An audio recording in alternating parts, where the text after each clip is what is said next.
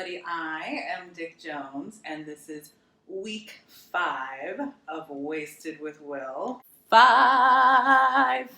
So, thank y'all so much for joining us. If you've never been here before, then let me fill you in.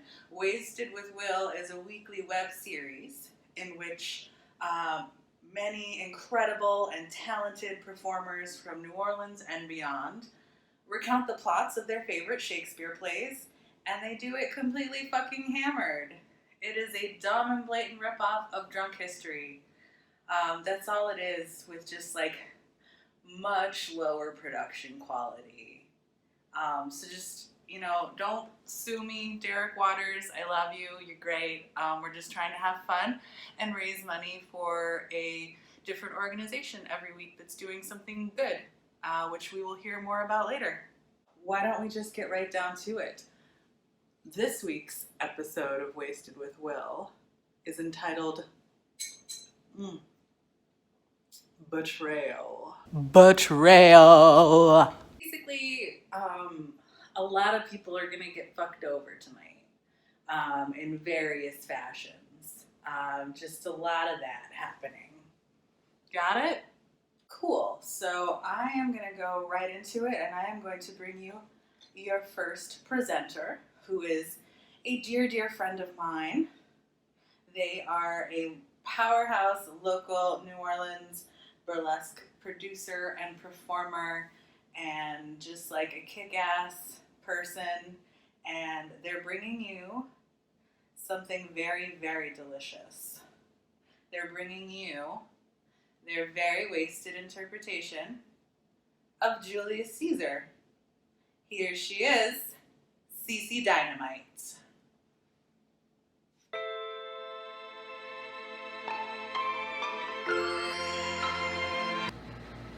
Hi, welcome to Wasted with Will. My name is Cece Dynamite, and I'm going to be telling you about my favorite Shakespeare play, Julius Caesar. But first, I'm going to drink this bottle of champagne.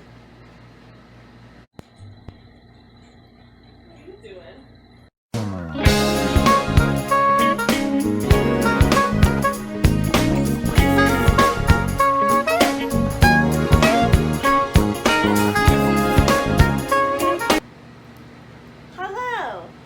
So as you can see, I've finished this entire bottle of champagne.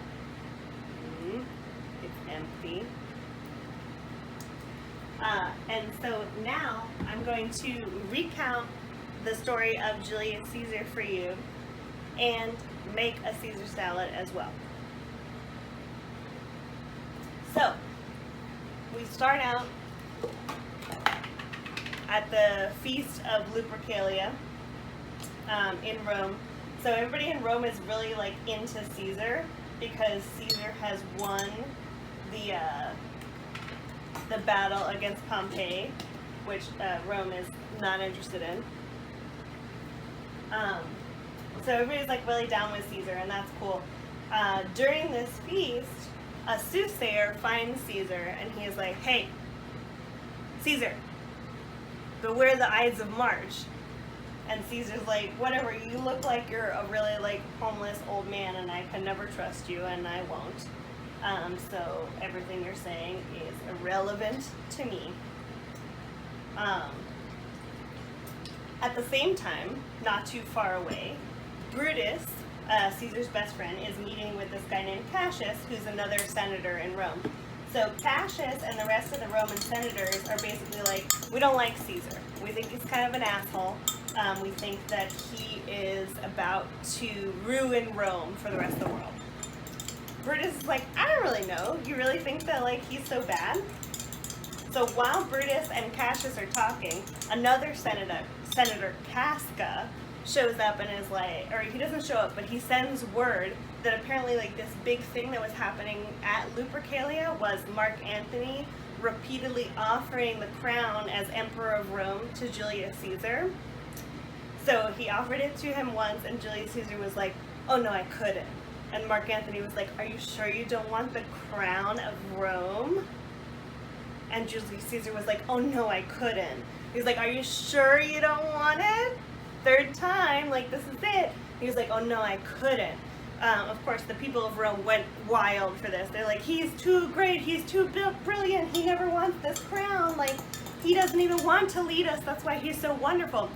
But what Casca comes to Brutus and Cassius about is that it turns out that actually this was a big ploy by Caesar and Mark Antony specifically to make the people beg Caesar to be their emperor. So that was like his big thing, is he was like, if I tell people I don't want to be their emperor, then they'll be like, oh no, but he's so benevolent and wonderful, he's really the best, like we gotta let him in. And so that doesn't like go according to plan. But once Brutus hears that, Brutus is like, dude, I thought you were my friend, I thought you cared about Rome, but it turns out actually all you care about is your fucking self, you asshole. Which is true. He is an asshole. So, after that moment, Cassius is like, see how shitty Caesar is, don't you want to join me and the rest of the Senate in killing him? And Brutus is like, you know what, it's for the greater good of Rome, I'm going to kill my best friend Caesar.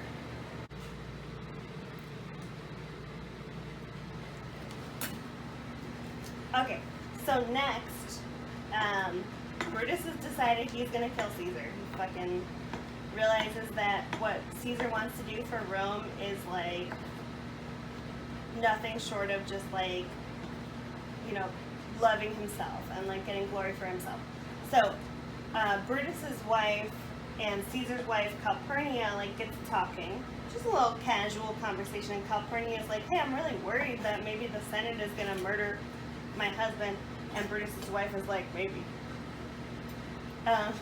So Calpurnia goes to Caesar and she's like, dude, I had a fucking dream. Like I had this dream, hold on. I had a dream that you were killed and it's really bad and I really don't want you to go. Like please don't go to this Senate meeting. And Caesar's like, that's fucking stupid. Come on, baby. I know what I'm doing.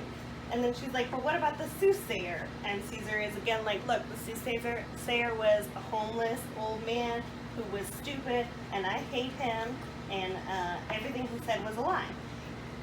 So he ignores his wife, he ignores the soothsayer, he goes to the Senate meeting. When he gets there, the Senate's like, look, we got this petition. There's a guy whose name is Martellus Cimber, and the thing about him is that his brother's been banished from Rome. We think that's really unfair. Caesar, you're so benevolent and wonderful, don't you want this guy to come back and be part of Rome? And Caesar's like, well, I don't know. Boom! They all stab him immediately. Everybody's like, fuck you, Caesar. You weren't on our side. We're going to stab the shit out of you. Right in the back when he's not looking. You know, that's the whole thing. Cassius, Casca, the other senators whose names I can't remember right now. Brutus especially digs that knife right in. You know, this knife. Like this. Ha-ha! Caesar falls to the ground. He turns, he looks at Brutus, and he says, et tu, Brute? And Brutus is like, then Caesar says, then fall, Caesar. End of Act 1. Get ready. We're going into Act 2 now.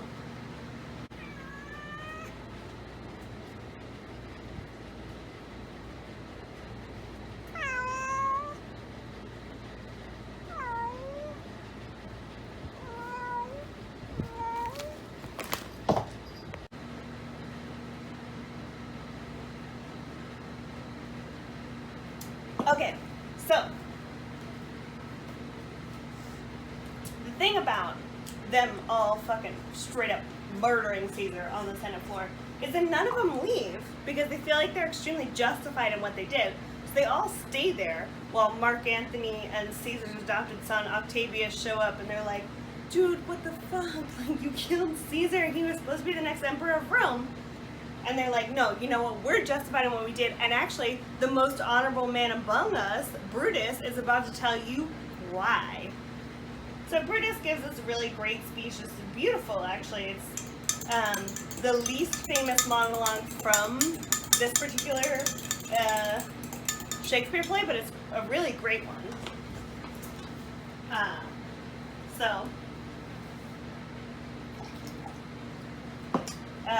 He gives his speech, and everybody in Rome is like, holy shit, Brutus is right. Like, Caesar was kind of a monster, and we were about to let him get away with unchecked power. Like, he was gonna lead us all into this bullshit, and you know what? Maybe the Senate isn't so fucking wrong for doing this. So, next up, Mark Antony is like, you know what? People of Rome, I'm with you. Friends, Romans, countrymen, I'm with you. Because here's the thing. I don't know if Caesar was good for Rome either. Caesar was this bad, and this bad, and this bad. And you know who said that? You know who told me that? Brutus. And Brutus said that Caesar was ambitious, and Brutus is an honorable man. Just so you know, Brutus is an honorable fucking man. Even though he said Caesar was ambitious, but he's honorable as fuck, you know?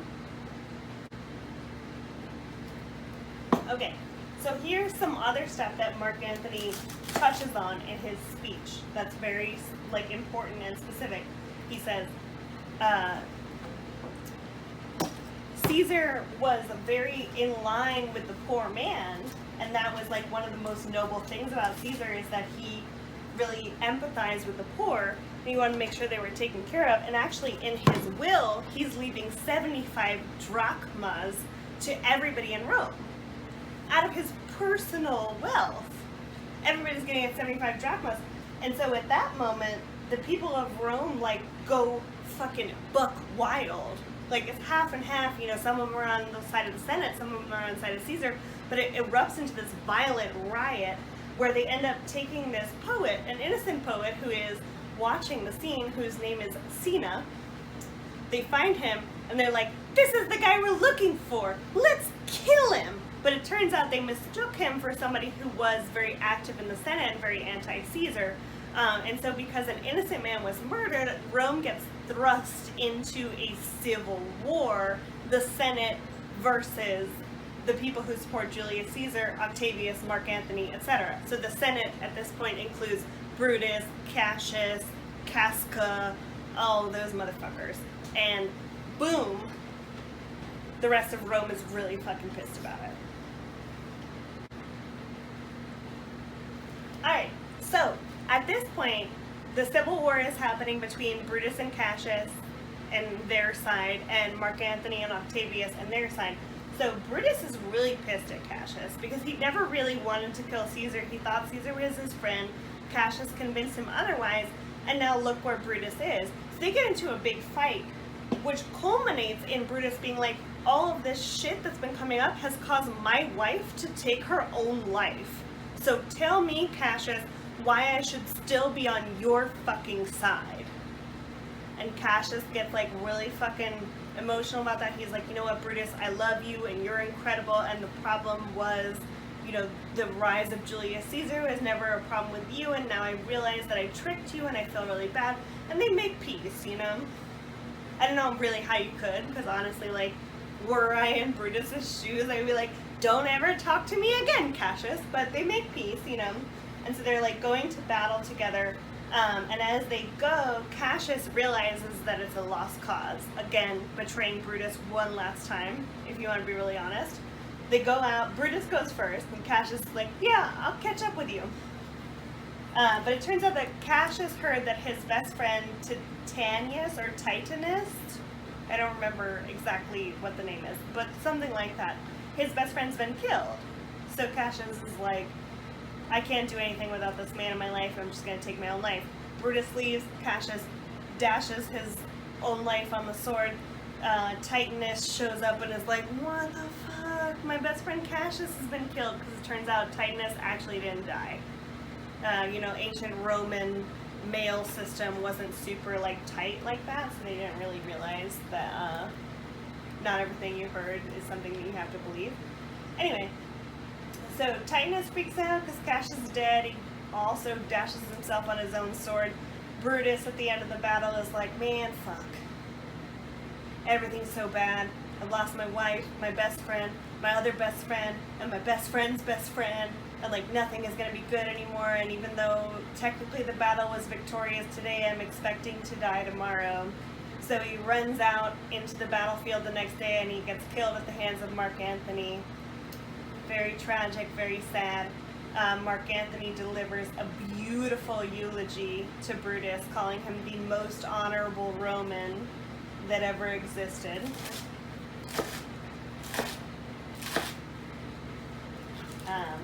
And it's in that moment that we truly realize the evil of Julius Caesar all along was patriarchy and an inability to express your feelings.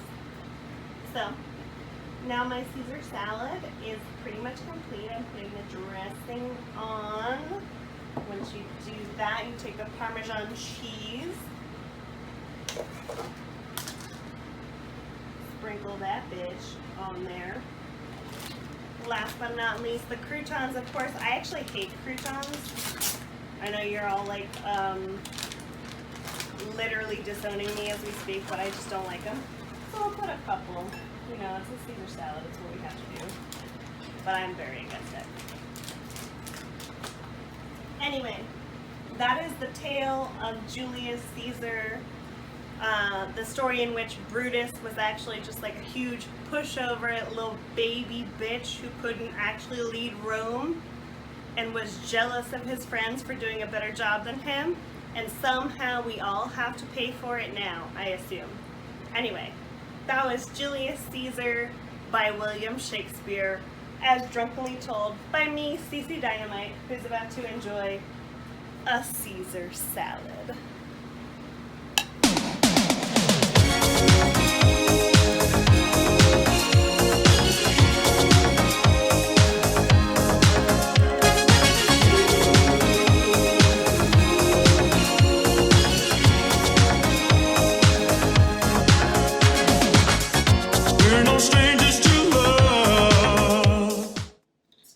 Cece Dynamite, everybody. Give it up for her and be sure to show her some love.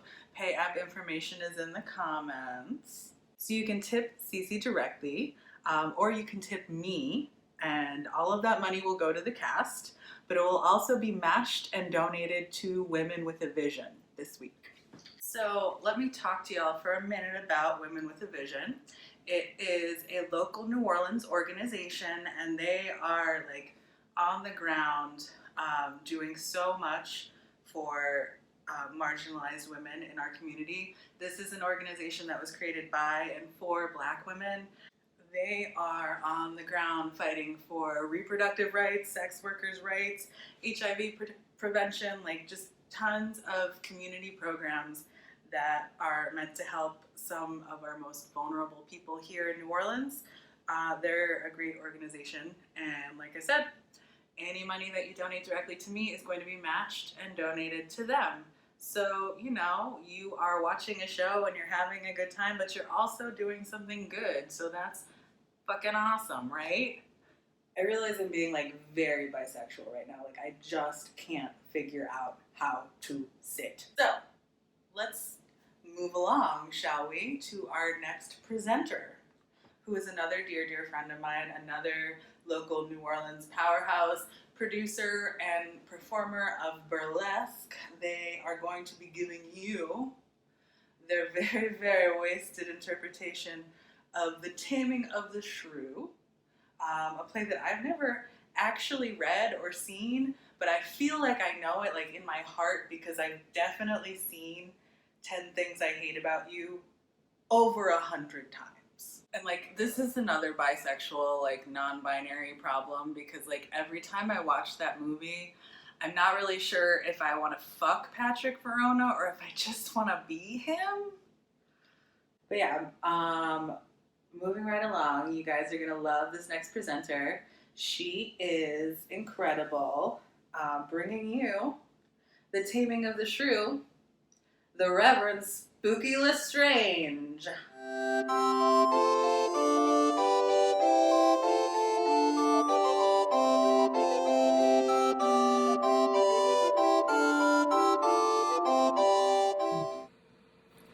Hello, world. I'm the Right Reverend Spooky Lestrange, and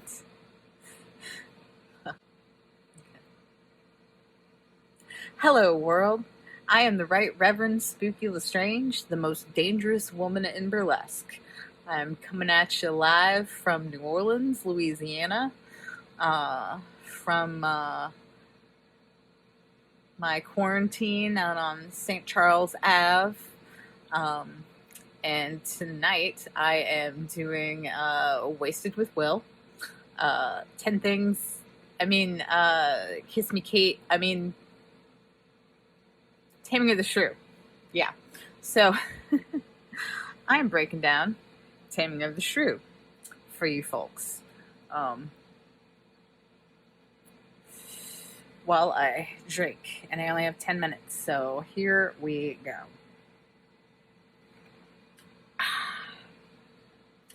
All right, so there's this family, and they've got 2 daughters, and one is like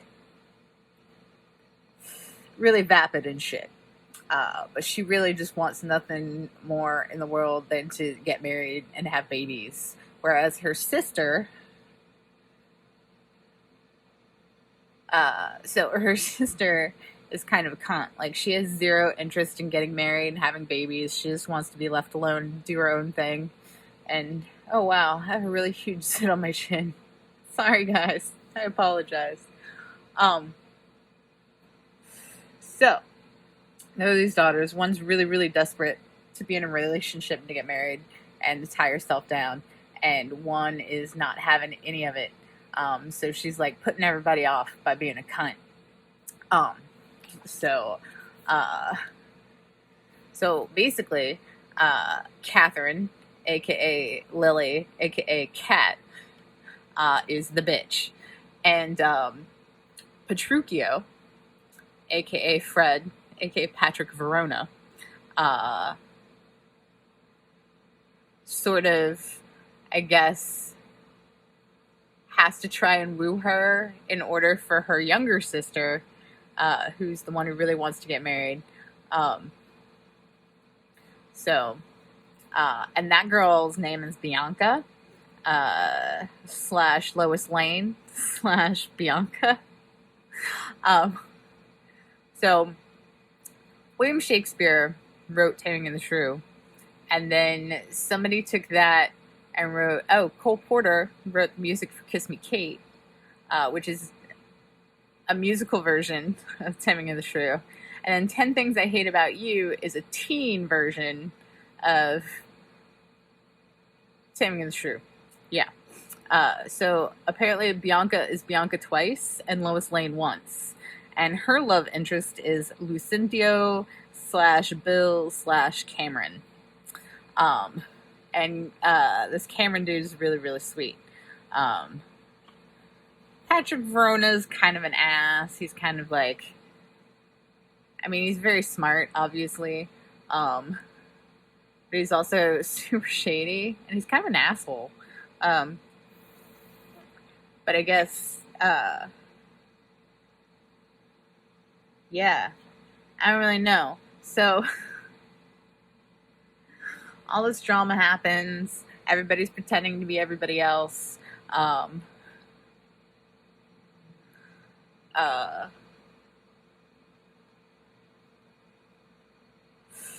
So I'm pretty sure that at the beginning it's all just a game for Petruchio / Fred / Patrick. But then at some point he realized, oh wait, I really actually like this chick. Maybe I could get her to love me. Which wouldn't really happen in real life, but it works in movies, I guess, and plays, and musicals. Where was I? Oh yeah, so Bianca conspires with Lucentio / Cameron / Bill with Petruchio Fred Patrick to seduce Catherine Lily Cat and tame her so that Bianca, I guess, can get laid. which I guess is sort of awkward for sisters. Like, I don't know. Um, now we're going to take our first break. All right, part 2. Now that I'm back from a bit of a break. So, we left off with Catherine Lillicat being wooed, or depending on which version, married off to Petruchio Fred Patrick. And Bianca Lois Lane Bianca eventually ends up with Lucentio Bill Cameron. And I think they have a double wedding. But basically, so in Taming of the Shrew, like, Petruchio is, like, I guess, tames her by being really shitty to her, which, like, he's just really mean to her and, like, makes her really uncomfortable, and finally she just gives in. So that's really... And at the end, she's lecturing everybody on their, like, wifely duties and obedience, which is just kind of dumb. So I sort of, like... I kind of prefer Kiss Me Kate and 10 Things I Hate About You, honestly, because the endings are a little more fair towards Kat. But basically, as in all Shakespeare plays, there's a lot of trickery and secrets and betrayals and sneaking around. A lot of errors are made. And then figured out, and then fixed, and then so basically, I guess the end of Taming of the Shrew by William Shakespeare, Catherine is just like totally cowed. She's just like this obedient housewife now. Whereas in Kiss Me Kate and 10 Things I Hate About You, it's more of a meeting of equals. And actually, it's more like Patrick Petruchio comes around more to Catherine's way of thinking. And this whole "thy husband is thy lord" nonsense. I mean, come on. That wouldn't really fly now either.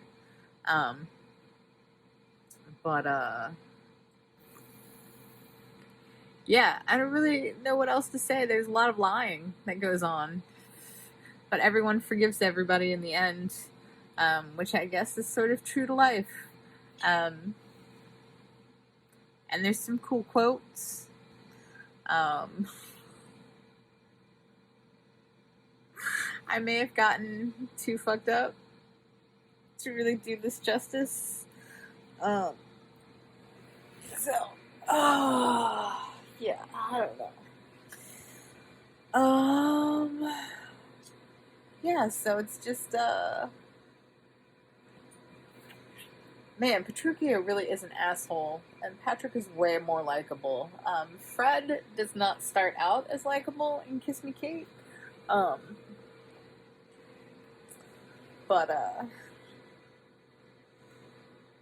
and now I kind of feel like listening to I Hate Men, which is like the big song from Kiss Me Kate.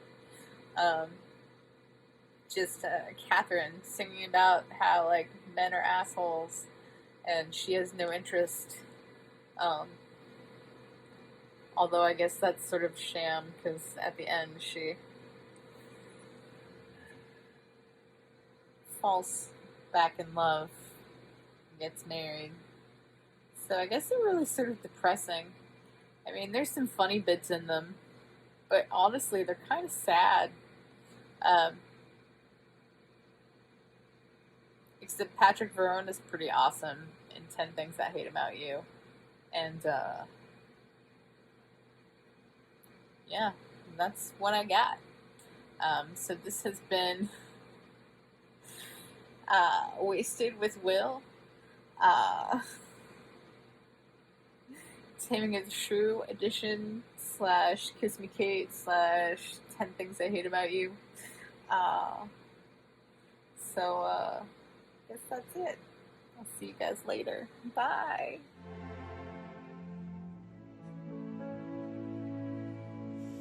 I hate men. That was Spooky Lestrange, everybody. What? I think Spooky and I are probably tied for most fucked up ever Wasted with Will segments. It's close. Winding down another Wasted with Will. Again, be sure to tip your cast, tip Reverend Spooky Lestrange, pay app information in the comments, and any money that is donated directly to me, again, will be donated to Women with a Vision, so please, please do that. But yes, that was great. I loved every second of it, and I hope you did too. Right now, we're going to do something we've never done before on Wasted with Will. We are going to hear from our sponsors.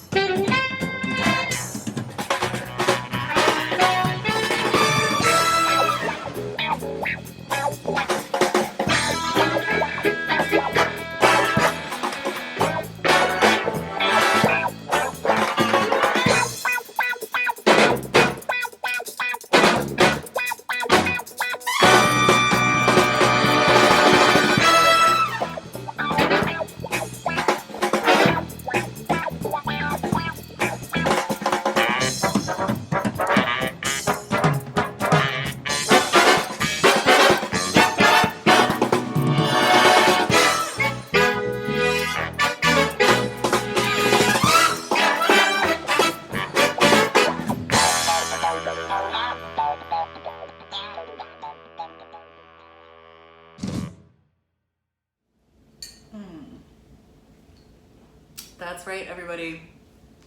Go check out the season finale of Clowntown this Tuesday at 8 p.m. Central Standard Time. It's going to be incredible. You don't want to miss it. It's going to be right here on Facebook Live. I literally just totally ripped off their show presentation style. So just do the thing you're doing now to watch this show, but for them on Tuesday, and you won't regret it. All right, well, I'm back to tell you that we only have one more presenter left for week 5 of Wasted with Will. And this presenter, she is bringing you one of the ones. The ones. This is a play that we definitely all read in high school. Aside from Romeo and Juliet, it is one of the Shakespeare tragedies. And I'm so happy to bring you this next presenter.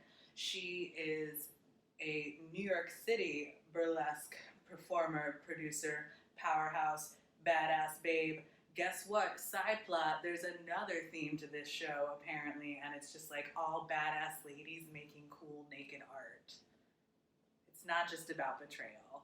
It's about female empowerment. Anyway, our final presenter is bringing you their very hammered interpretation of a classic, bringing you Othello, Mary Sin.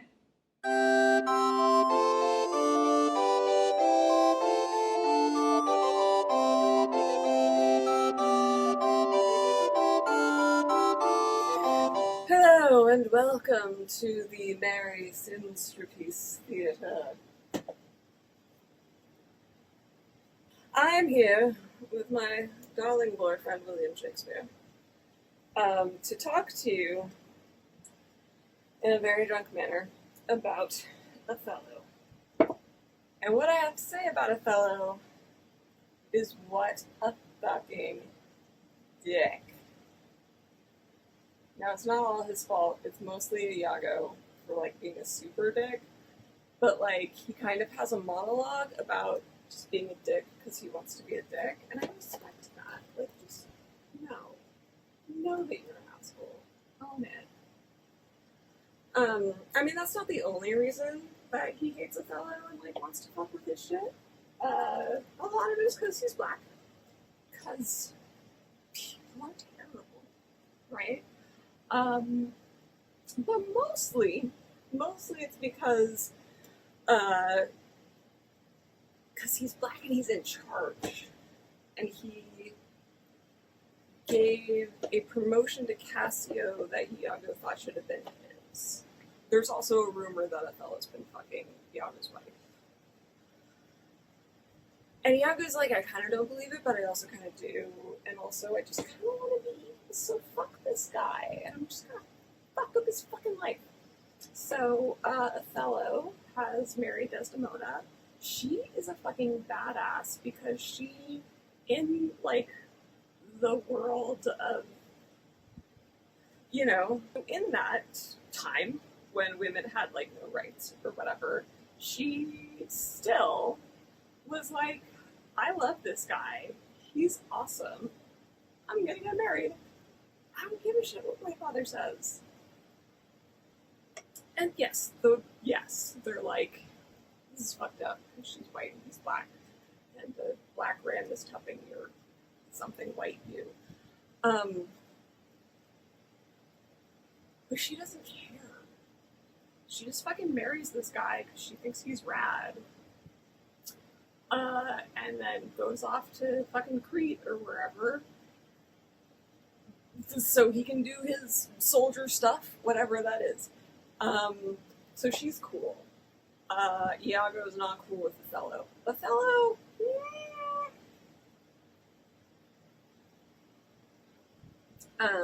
yeah, so Iago's like, I'm gonna fuck with this guy's shit by saying that his wife is fucking some other guy. And some other guy is Cassio, who got the promotion that Iago thought he should have.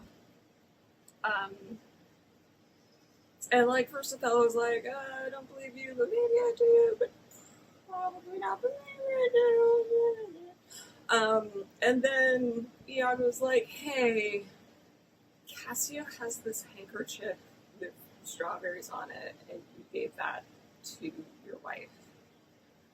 Don't think about the fact that your wife's handmaiden is my wife. That has nothing to do with any of this. This is definite proof that your wife has been fucking this other guy. And Othello, like a fucking dick, is like, oh my god, that is proof. This handkerchief, he couldn't have got it any other way. He definitely fucked my wife. There's no way that this just happened for some other reason. She didn't, like, lose it. She didn't, I don't know, drop it somewhere, or maybe give it to her handmaiden for reasons I don't fully remember what they are, but whatever. Yeah, he's like, oh, that is undeniable proof that she is fucking around on me, and I'm gonna tell her that she's a in front of her whole fucking family. Or maybe just your dad. And your friends. I don't remember. But he's shitty about it. So he fucking humiliates her and beats her. And then just, like, leaves. And she's like, ugh! What? What? What the fuck? What just happened? I don't understand. And she has this really great scene with her handmaiden, Amelia, who's Iago's wife, where she's like, what the fuck? Why would he accuse me of this? Why would any woman ever do this? I don't think a single woman would do this. Now remember, Amelia, the handmaiden, was probably fucking Othello, like, before he got married. Probably, like, it's a rumor, but, like, so Amelia's like, I think maybe some women would cheat on their husbands. Maybe some of them. I don't know. You know? And Desdemona, fucking sweet little baby child she is like, no, never, not a single woman would ever fuck around on her husband. And Amelia's like, maybe like a couple. And then she has this fucking great monologue. Say that they slack their duties. No, fuck them. And pour our treasures into foreign laps. Give them our stuff to other ladies.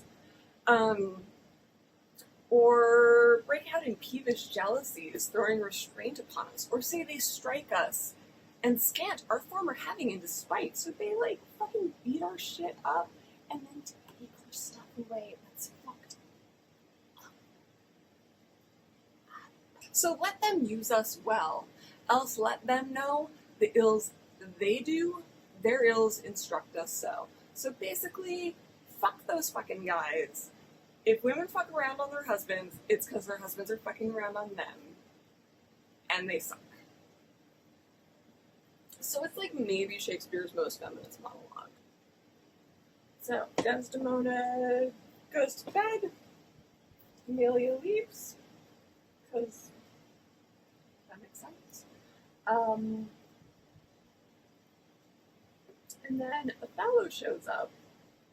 And so he murders her. I think that she actually, like, talks after she dies, which I thought was really weird.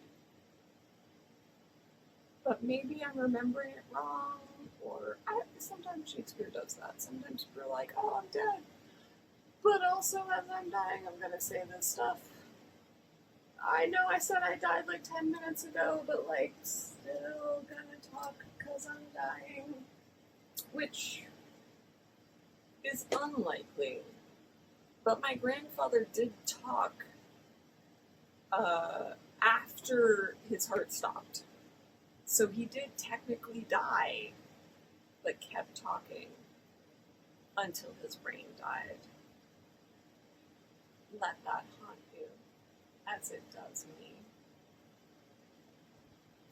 Anyways, sorry. Can we talk about, like, literature and its weird thing with, like, cheating women always have to die, and men who cheat, their wives always have to die? Well, I guess, like, Medea didn't die, but, like, she suffered, let's say, and she didn't kill Jason, which was her big mistake, I think. That's the dude who should have burned alive. Anyways. Right. So, Othello kills Desdemona. Then, like, everybody comes in. Kind of forget why.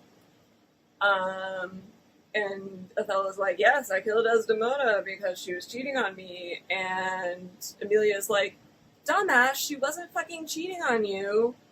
I'm her handmaiden. I'm with her all the fucking time. I would have noticed if she was banging some dude. And Othello's like, oh no. Whoops. Whoopsie dipsy, I murdered my wife.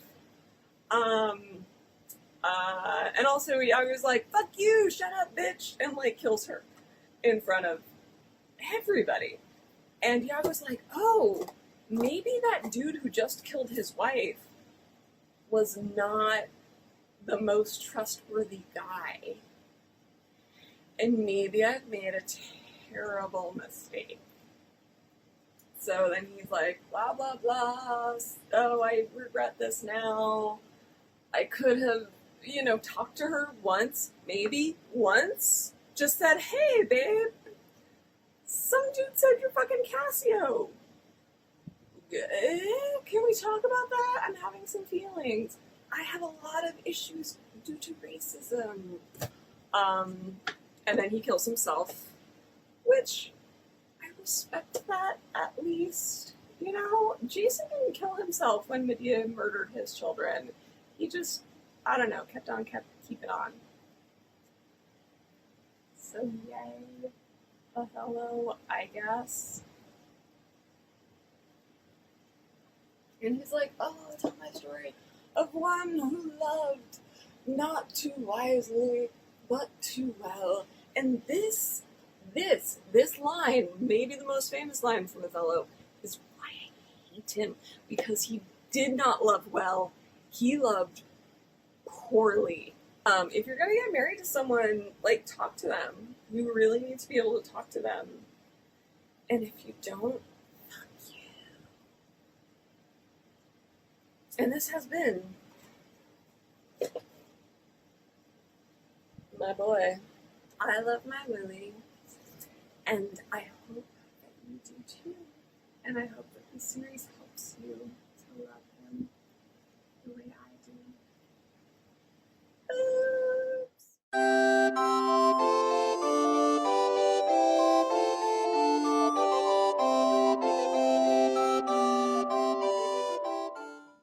Yes, that was Mary Sin. Please give it up from your couches, from your beds, from your toilet seats, wherever you are right now for Mary Sin. And you can show her some love with her pay app information in the comments. And again, anything that you donate directly to me will be matched and donated to Women with a Vision. So that's Wasted with Will this week, everybody. Thank you guys so much for being here. It warms my heart to see so many of you come back week after week, and we're going to keep doing this. Shakespeare is a prolific dude. He wrote a lot of fucking plays, and we're doing them all. And we will get as drunk as we need to do them. Trust. So yes, tune in next week, Sunday, 8 p.m. Central Standard Time on Facebook Live. Next week's theme is a good one. It's called Till Death Do Us Part.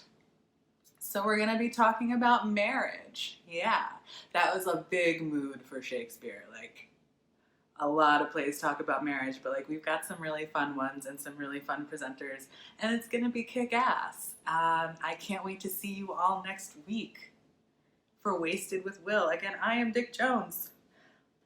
See ya. Love ya.